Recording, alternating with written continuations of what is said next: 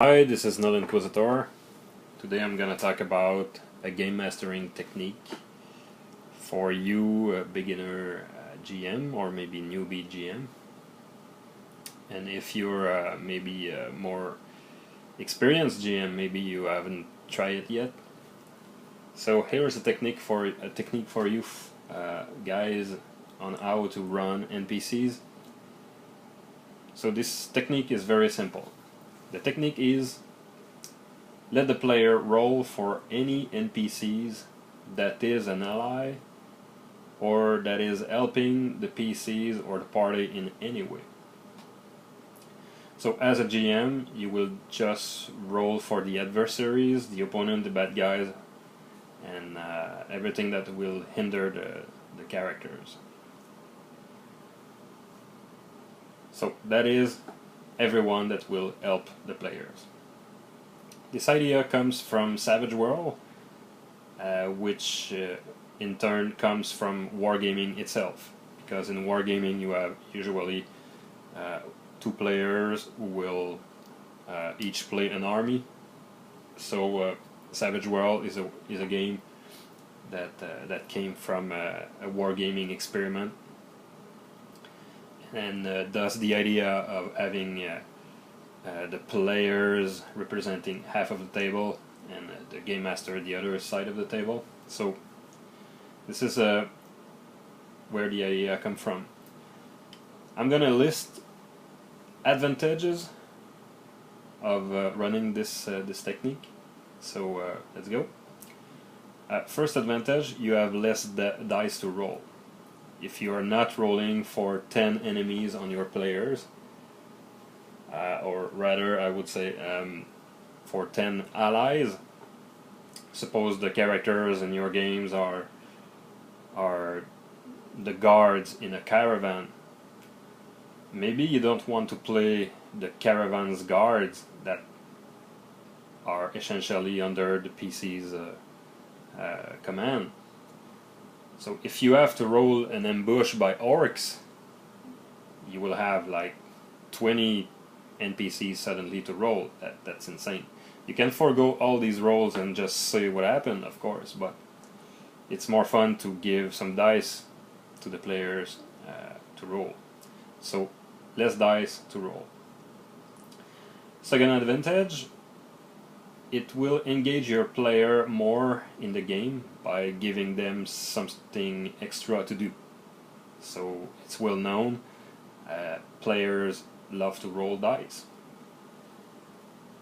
A third advantage is that I found is this technique creates an attachment with sometimes a particular NPCs.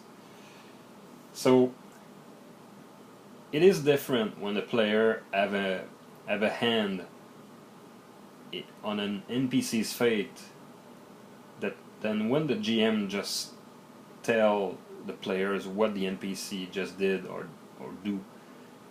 So if the players have a hand in the fate of this NPC, it's different. It will create an attachment, and I've seen NPCs become nearly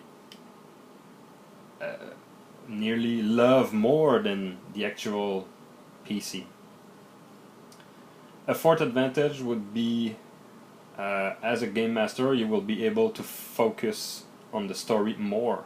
You have less dice to roll. You can focus on more description and more storytelling, and you can have more time to think about stuff. 5. It keeps the GM PC away or in guard. The GM PC is the game master player character. For some circle of RPG, it is a sin, because then it's like auto-congratulation or something. So no one wants to have that at the table. So if you cannot control the dice behind the screen for a particular NPC because the players are rolling the dice, chances are his fate will be up to the dice sometimes. and that keeps a GM from having a favorite NPC, and that prevents that game master from playing favorite. And 6, I found that this technique can produce a lot of fun. I will not say it is the most fun way of running NPCs, but it is definitely a fun way of doing it. The interaction around the table can become suddenly more dynamic because the player don't just have one action per round or per turn. Suddenly they have to care for another character in the game, and sometimes they will enjoy this process. So try it before saying no to this technique. And this video would not be complete if I didn't investigate some possible disadvantage to the technique. I found only one. So this technique can produce a little disadvantage. You can circumvent it very easily. Sometimes players will start to roleplay and control the NPC reaction more and more.